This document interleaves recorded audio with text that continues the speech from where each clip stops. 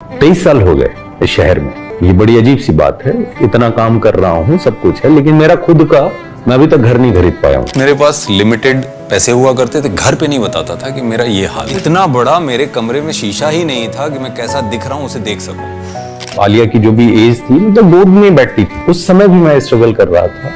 मैं आज भी स्ट्रगल कर रहा हूं। भाई साहब, ये क्लिप देखने के बाद मुझे भी यकीन नहीं हुआ कि ये वो एक्टर बोल रहा है जो लिटरली 25 साल से इंडस्ट्री में काम कर रहा है, और सिर्फ काम ही नहीं बल्कि ऐसा काम कर चुका है जो लिटरली एवरग्रीन बन चुका है। फिर चाहे वो गैंग्स ऑफ वसेपुर में हो, बेताल जैसी सीरीज में हो, या फिर मुक्काबाज जैसी मास्टरपीस परफॉर्मेंस, और एट द एंड छावा में भाई साहब कवि कौशल जैसा वो रोल, जिसे देखने के बाद लिटरली छावा में विकी कौशल की परफॉर्मेंस को जितनी सराहना मिल रही है उतनी ही इस बंदे को मिल रही है। लिटरली देखो यार, ये क्या कर रहा है, चमत्कार। दूसरों की शंका भरी नजरों में खुद को देख देख कर तंग आ चुके हैं। सदा के लिए अपनी ईमानदारी साबित करने का इससे अच्छा मौका फिर कहां मिलेगा।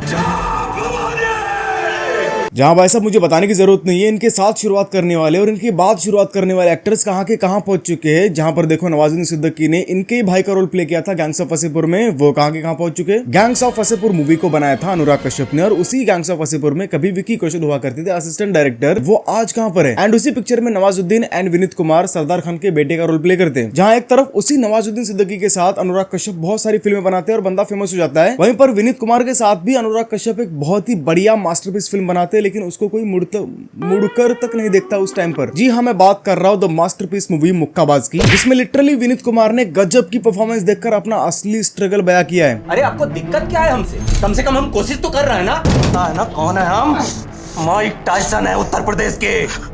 अगर एक ठो धर दिए ना, यही पैंट में हक दीजिएगा। देखो, बुरा मुझे इस बात का नहीं लगा कि बंदे को सक्सेस नहीं मिली, बुरा मुझे इस बात का लग रहा है कि बंदा डिजर्विंग होकर भी ये सब कुछ उसे नहीं मिला। जब उसने इस इंटरव्यू में घर की बात की ना भाई साहब, 23 साल 24 साल 25 साल काम करने के बाद भी बंदे के पास अगर घर नहीं हो तो भाई क्या इंडस्ट्री, क्या बॉलीवुड, क्या मतलब, क्या इन सारी चीजों का। फिर ऐसा ख्याल आने लगता है मन में, तुम्हारे मन में भी आ रहा होगा। और पता नहीं क्यों, लेकिन आज मुझे अक्षय कुमार का ये वाला डायलॉग बड़ा सही लग रहा है। मतलब उन्होंने जो बोला था ना कि 70% लक और बाकी 30% तुम्हारी मेहनत काम आती है, ये भाई सच है, सच में। नहीं तो कहीं से भी विनीत कुमार एक थर्ड क्लास एक्टर या फिर छोटा मोटा एक्टर तो है ही नहीं, वो एक्टिंग का लेजेंड है भाई। उनका ये पूरा पॉडकास्ट देखने के बाद मुझे समझ में आया कि बंदे में कितने गट्स है, बंदे ने कितनी मेहनत की अपनी लाइफ में। सच बता रहा हूँ, इन्होंने बोला कि ये डॉक्टर थे, डॉक्टर होने के बावजूद भी एक एक्टर बनने का ट्राई करना, अपने घर को छोड़कर मुंबई आना, एक असिस्टेंट डायरेक्टर बनकर अपनी शुरुआत करना और एक लीड रोल तक पहुंचना, ये कोई आसान बात नहीं है। और इसके लिए ये पैसा भी डिजर्व करता है बंदा, सक्सेस भी डिजर्व करता है और फेम भी डिजर्व करता है, लेकिन वो सब कुछ इसको नहीं मिला, ये जानकर मन खराब होता है यार। तो ऐसे एक्टर को, ऐसे इंसान को अगर सक्सेस नहीं मिलती ना भाई साहब, तो दिल से बद्दुआ निकलती है इस बॉलीवुड के लिए। शेम ऑन यू बॉलीवुड, तुमको पहले से ही आदत है भाई, हीरा परखना तुमको आता ही नहीं। जिस विनीत कुमार को ये लोग छोटा मोटा एक्टर समझ रहे भाई साहब, हॉलीवुड लेवल का एक्टर है वो, like Irfan Khan sir, like Sushant Singh Rajput, इस बॉलीवुड ने उनकी कदर नहीं की, तो इनकी जाहिर सी बातें क्या ही करेंगे। जहां पर नवाजुद्दीन सिद्दीकी को इतनी बड़ी सक्सेस मिलने के बाद भी वो कैसे कैसी फिल्में साइन कर रहे, कैसे कैसे सॉन्ग साइन कर रहे, ये देखकर ही मेरे को शर्म आ रही है कि भाई साहब ये वही नवाज भाई है जिनकी एक्टिंग के कभी हम फैन हुआ करते थे, और आज ये बंदा डिजर्विंग है। इनकी एक्टिंग स्किल देखने के बाद छावा में ऐसा लगा कि भाई साहब असली मर्द की पहचान मतलब इसने दिखाई हम लोगों को। और यही वो बंदा लगा मूवी में जो पूरी तरीके से संभाजी राजे को प्रेजेंट कर रहा था। हाथी घोड़े तोप तलवारें फौज तो तेरी सारी है, पर जंजीर में जकड़ा राजा मेरा अब भी सब पे भारी है। बंदा सामने से जब ये वर्ड बोलता है ना भाई साहब, मन दुखता है। लोग बोलते हैं सोना तप के निखरता है, लेकिन सोना हमेशा तपता ही रहे तो किस काम का।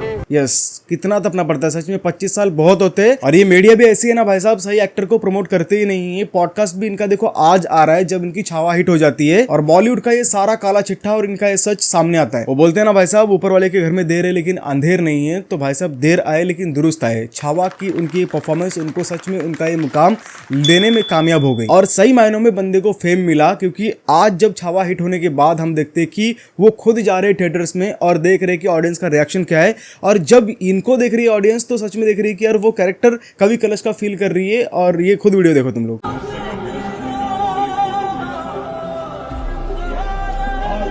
एक तरफ हमारे विनीत भाऊ है जिनके आने से लोग इमोशनल हो गए, और दूसरी तरफ है हमारे पीआर के स्काई फोर्स के वीर पहाड़िया जिनके आने से कुत्ता तक नहीं पूछा। मतलब भाई ऐसा फील कर रहे थे कि मैं कोई स्टार हूँ भाई, पहली फिल्म है तुम्हारी, उसके बाद जाकर कुछ होगा, देखते हैं। ये बंदा 25 साल से मेहनत कर रहा है। मेरा तो भाई लिटरली दिल भर आया था, इसलिए सोचा कि तुम लोगों के साथ ये थॉट शेयर करूँ। बाकी तुमको क्या लगता है इस बारे में कमेंट में जरूर बताना। मैं ये वीडियो बनाना नहीं चाहता था बाय द वे, कुछ और टॉपिक पर वीडियो आएगा, लेकिन बनाना इसलिए पड़ा क्योंकि ऐसे डिजर्विंग बंदों को कहीं ना कहीं आगे पहुंचाने की जिम्मेदारी एज अ ऑडियंस हमारी भी है, क्योंकि कभी ना कभी कहीं ना कहीं आप और हम में से ही कोई और फेमस होना चाहे तो वो ऑडियंस सपोर्ट बहुत जरूरी होता है।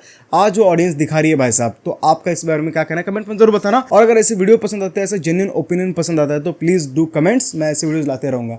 मिलता हूँ वीडियो में, मैं हूं अजय कुमार, बाय।